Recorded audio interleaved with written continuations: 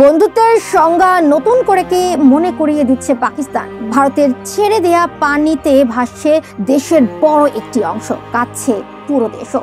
বন্ধু দেশ হয়েও পেছন থেকে ছুরি মারতে দ্বিধা করেনি ভারত, মানেনি আন্তর্জাতিক আইন। বাংলাদেশে তৈরি হওয়া হৃদয় বিদারক দৃশ্য নিয়ে ভারতে চলছে হাসাহাসিও। এমন পরিস্থিতিতে বাংলাদেশের সংকটময় সময়ে পাশে থাকার ঘোষণা দিয়েছে পাকিস্তান।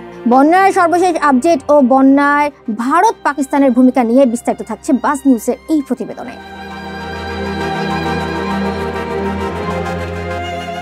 বিপদেই নাকি বন্ধুর পরিচয়। বন্যায় যখন ডুবছে বাংলাদেশ, মরছে একের পর এক মানুষ, হচ্ছে ক্ষয়ক্ষতি, বাংলাদেশের চরম এই দুঃসময়ে মজা নিতেই ব্যস্ত ভারতের মানুষ।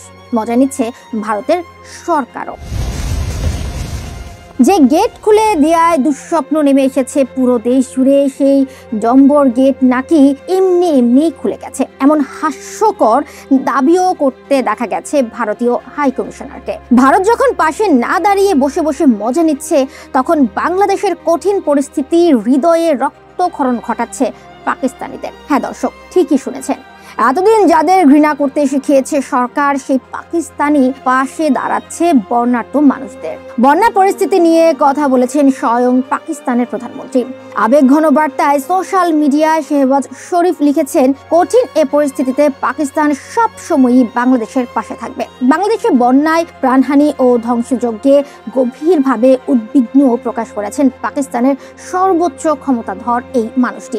জানিয়েছেন নিহত ও ক্ষতিগ্রস্ত পরিবারের প্রতি সমবেদনাও। পাকিস্তান যখন বাংলাদেশের বন্যা পরিস্থিতি নিয়ে উদ্বেগ জানাচ্ছে, পাশে দাঁড়াচ্ছে, একই সময় ভারত কিংবা ভারতীয় প্রধানমন্ত্রীর ভূমিকা নিয়েও আলোচনা হচ্ছে, তবে সেটা নেতিবাচক ভাবেই। কথায় কথায় বাংলাদেশকে বন্ধু দেশ বলে মুখে ফেনা তোলা নরেন্দ্র মোদী বন্যা পরিস্থিতি নিয়ে টু শব্দ পর্যন্ত করেনি। ওদের কারণে নেমে আসা দুঃস্বপ্ন নিয়ে সামান্য দুঃখ প্রকাশ করার সময়টুকু হয়নি মোদী সরকারের। মোদী সরকার না হয় বাংলাদেশের নিয়ন্ত্রণ হারানো নিয়ে রাগে দুঃখে কিছুই বলেনি। ভারতের জনগণ কি পাশে থাকছে বাংলাদেশের? না, তারা প্রমাণ করছে। আর যাই হোক, বন্ধু বলে কোনো শব্দ তাদের ডিকশনারিতে নেই আত্মচিৎকার করা মানুষের জন্য ন্যূনতম সহমর্মিতাও।